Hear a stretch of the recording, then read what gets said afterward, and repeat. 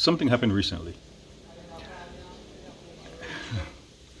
and then it happened again, and it kind of hit me regarding the two-witness rule in Deuteronomy 19:15.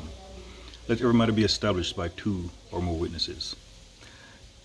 When it happened the first time, ignored it. The second times, ignored it until the two-witness rule is brought to my recollection. And I asked the Lord if there was something significant about it. And I told my sisters regarding what happened. And she made a statement. It got tired of holding on. And yes, there's some details I'm leaving out. But she said, it got tired of holding on. And there are two places I could go with this. But for this message, I'll go in this direction. There are times when people, they're trying to hold on to someone they love. And eventually, or in some cases, someone they say they love. And eventually, they get tired of holding on. The burden becomes too great to bear. And I've shared this incident from when I was in a military school. And we're doing combatives, a form of jiu-jitsu. And someone was practicing a cross-collar choke on me. And he had a mount. And he was in a cross-collar choke. And there's a point he almost choked me out. But I dug in, did some little things, and I refused to give up. And he was refusing to give up. But there came a point where his hands became tired of holding on to my collars, trying to choke me out. And when this happened, I flipped him over. And then I was going to do what I was going to do. But then they stopped the match. The thing is, he got tired of holding on. And I remember as an example, the first time I drove into Iraq on a convoy. There was a soldier who was with us from another unit. And I saw him shortly afterwards in the hospital. And he mentioned about being in another firefight. And how his hand was like glued to his weapon. And I understand. So again, sometimes people, they get tired of holding on. Because when it comes to love, it wasn't meant for us to hold on. The Lord who loves us, he said that we are in his hand. And no one can pluck one of his sheep out of his hand. The thing is, some people are trying to hold on like this, rather than holding on like this. Having a person resting in your hand, so to speak. But because people are trying to hold on, eventually they get tired of holding on.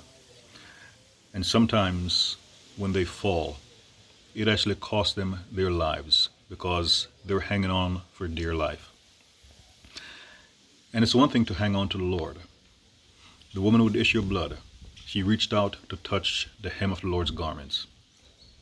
Jacob, wrestling with an angel of the Lord, refused to let go until the Lord blessed him.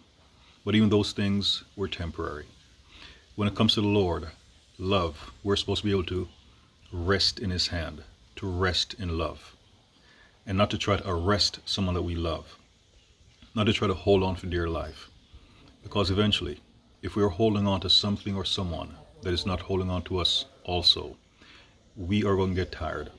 And for some people, what they've been holding on to, it literally took them to the edge of a cliff. And now because they refuse to let go, that what they've been holding on to, it's going to cost them truly more than they can bear. So when it comes to love, we're supposed to love like the Lord do. In a sense, we're supposed to have something or someone in our hands. And with something being in our hands, or someone, that person is free to leave. But because the person chooses to stay, the person just, in a sense, rests in our hands and we rest in theirs. But the moment it's about holding on, trying to bind someone to us, especially someone who doesn't want to be there, eventually, the one who's holding on is going to get tired. So when it comes to love like the Lord does, he doesn't hold on to us. He holds us in his hands. We're free to leave at any point in time. But because we love him, we choose to stay. Again, when it comes to holding on, it's much easier to hold on like this than to hold on like this. Now, the same thing applies to holding on to a promise from the Lord. Rather than holding on tightly like this, hold on to the promise like this. Because when it's a promise from the Lord, he has some things to do, and in his timing, he will do it. So I pray this message has been a blessing to you. And for some people, you're holding on to someone who doesn't want to be held on to, and the person's made it abundantly clear. And now, you're getting tired. You're getting tired. And what do you have to fall back on when you're forced to let go? Again, it's a rich message, and pray the Lord ministers to you appropriately and therefore accordingly.